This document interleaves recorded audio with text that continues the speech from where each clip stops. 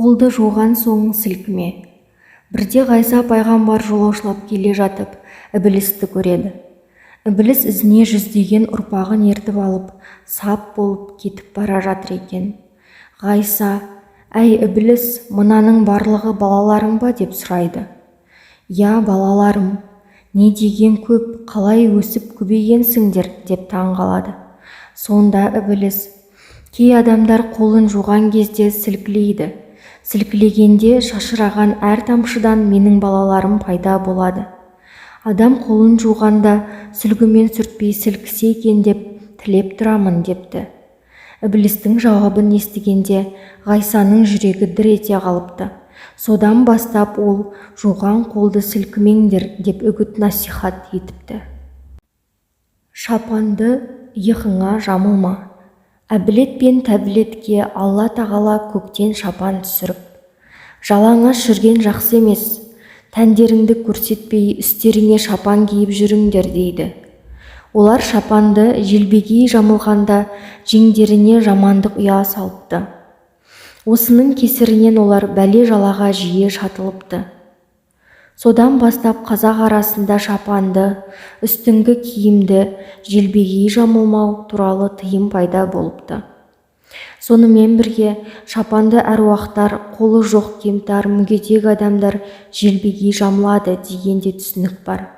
Бұлай істеу өлім шақырады, жамандық шақырады деп жориды. Өсек айтпа. Бірде Мұхаммед пайғамбар сахабаларына: «Өсек айту ғайбат, зинадан да ауыр күнә» дейді. Сахабалар таң қалып: «Уа Алланың елшісі, өсек зинадан қалайша ауыр болады?» деп сұрайды. Зина жасаған адам өз ісін күнә деп біледі. Шын тәуба қылып өкінсе, Алла кешеді. Өсекші өз ісін күнә деп ойламайды. Екі адамды шағыстырып бүлікке жол ашады. Бәлесінен қаншама жан азап тартып, қиянат көреді. Өсектің зинадан ауыр болатын себебі осы» депті. Мұсылмандар арасында өсек айтуға тыйым осылай шыққан екен. Қазақ арасында да осыған байланысты «Ердің ғайбатын айтпа, қайратын айт» деген сөз тараған екен. Бос бесікті тербетпе. Бос тұрған бесікке Ібіліс баласын салып қояды екен. Бос бесікті тербеткен шайтанның баласын тербеткенмен бірдей.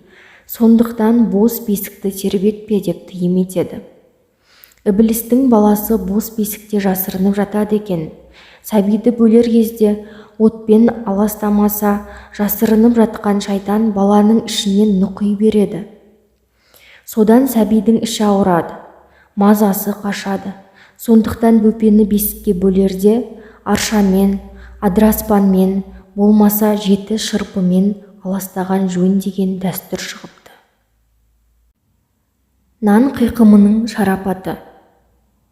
Діни аңыздарда перғауынның саусақтары тозақ отына күймейді деп айтылады.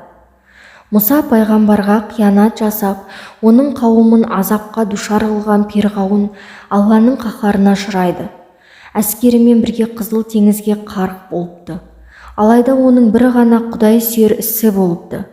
Ол тамақтан соң дастархандағы қалған құтқан нан қоқымын саусақтарымен сыпырып жеп қояды екен. Осы қылығы үшін Құдай оның саусақтарын отқа жандырмай сау сәлемет сақтаған дейді.